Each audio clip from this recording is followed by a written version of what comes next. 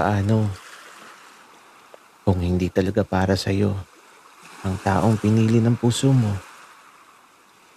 Mahirap isipin na kapag nangyari ang bagay na to, parang napakahirap kalimutan ng nakaraan.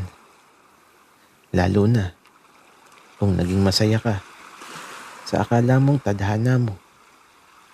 Pero ganun talaga ang buhay. Kailangan nating tanggapin ang bawat kapalaran natin. Masaya man ito o masakit sa damdamin.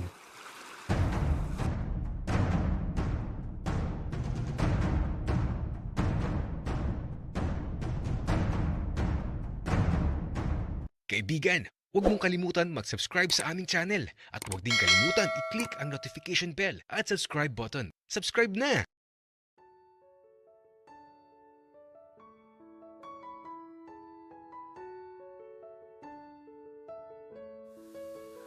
Anong ginagawa mo dito, Denver? Bakit andito ka? Di ba ayoko na makita ka? Bal, gusto lang namang kitang makita. Matapos magsalita si Denver, mahigpit na hinawakan ni Benji ang kamay ko. Kuya, bakit mo ba siya sinama dito? Alam mo namang magkakaproblema ako sa taong yan, di ba? Sir, pasensya na.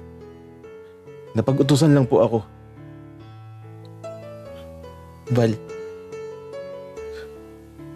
gusto lang naman kita makausap. Denver, alam mo, wala na tayong dapat pag-usapan. At ayaw na kitang makausap. Kaya, please lang, bumalikan ako saan ka nang galing.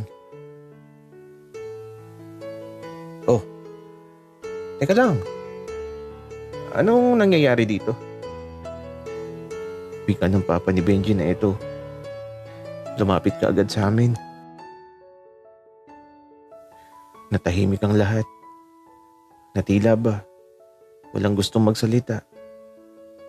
Hanggang sa bigla na lang nagsalita si Arturo. Nag-aaway sila. Ayaw kausapin ni Val si Denver. Yung bagong dating na kulay pink ang nguso. Visit na Arturo to. Medyo natawa talaga ako. Kainis. Bakit ba kasali pa siya sa eksenang ito? Pero totoo naman. Pink ang nguso ni Denver. Sorry naman kung pink ang nguso ko.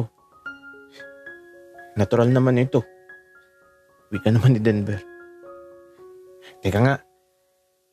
Doon tayo mag-usap sa loob. Huwag dito sa bakuran at nakakahiya. Pinagtitinginan kayo ng mga dumadaan. Wika naman ng papa ni Benji. Kaya ito, pumasok na kami sa loob ng bahay at pinaupo kami dito sa sala. Kaya lang si Arturo, nakaakabuisit. Doon pa siya talaga tumabi kay Denver. Ay naku. Tahimik lang talaga kami dito. Kaya lang si Arturo. Ay naku. Ayun, napakakulit. Mukhang mayaman ka, Denver. Ang ganda ng relo mo. At saka ang kinis ng kutis mo. Baka may labis na relo ka dyan. Akin na lang yung suot mo. Wika ni Arturo.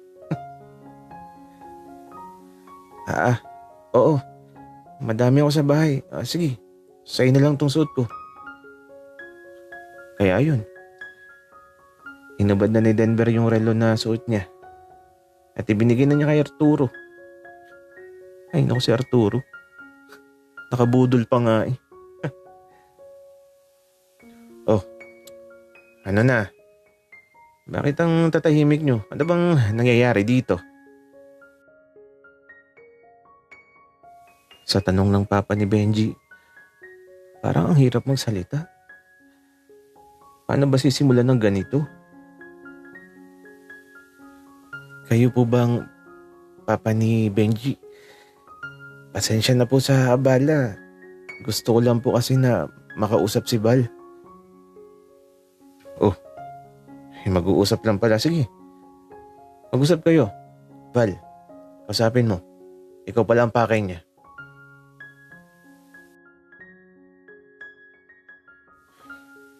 Denver, kung guguluhin mo lang ulit ako, ayoko na makipag-usap sa'yo. Di ba ayaw na kita makita? Hindi mo ba nauunawaan yun? Teka nga, Benji, Arturo, doon na nga muna kayo sa kwarto. At ikaw naman, best friend, tara muna sa kwarto ko at kausapin din kita. Ikaw naman, Val, kausapin mo siya dito sa sala. Kaya ito, nag-aalisan silang lahat. Ayoko sanang umalis si Benji, kaya lang hindi pumayag ang papa niya. Ngayong kami na lang ni Denver ang andito. Nainis ako sa kanya. Kasi alam kong magagalit na naman si Benji dahil sa pagdating niya.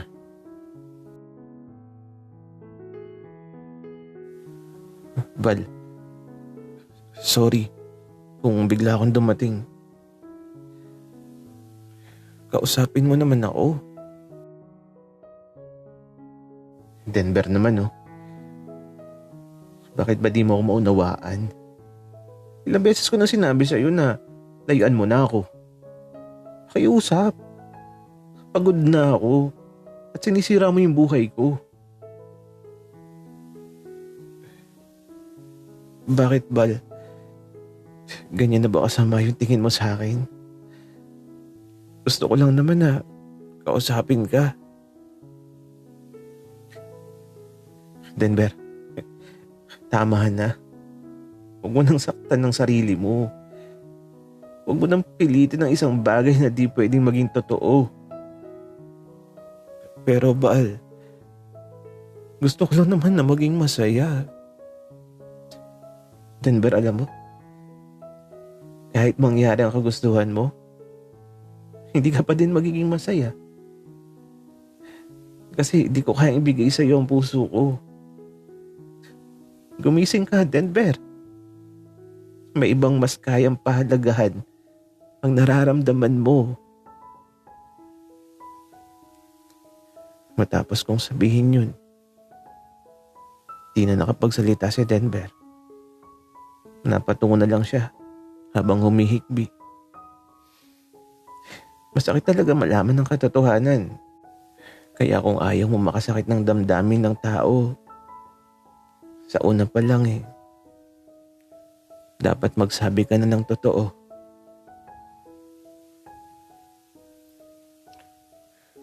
Denver, pasensya ka na. Mahal ko si Benji. Pasensya ka na dahil kahit anong gawin mo siya pa rin ang laging pipiliin ng puso ko.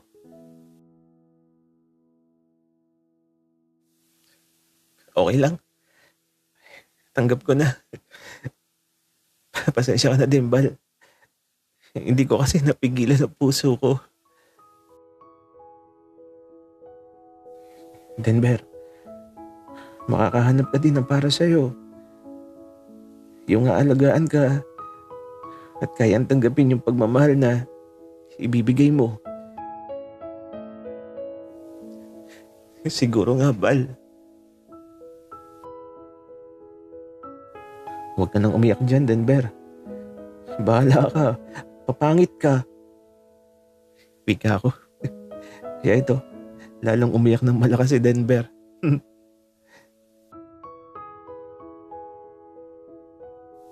Sana maunawaan ni Denver ang lahat ng bagay na sinabi ko.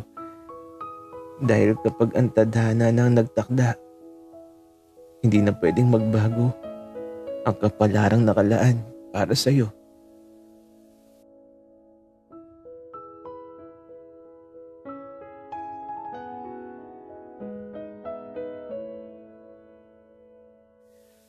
Best friend, bakit parang balisa ka? Pre, naawa lang kasi ako kay Sir Denver. Sobrang nasasaktan na siya. Sobrang umaasa na hindi niya namamalayang may isang taong labis na nagmamahal sa kanya. Mahal mo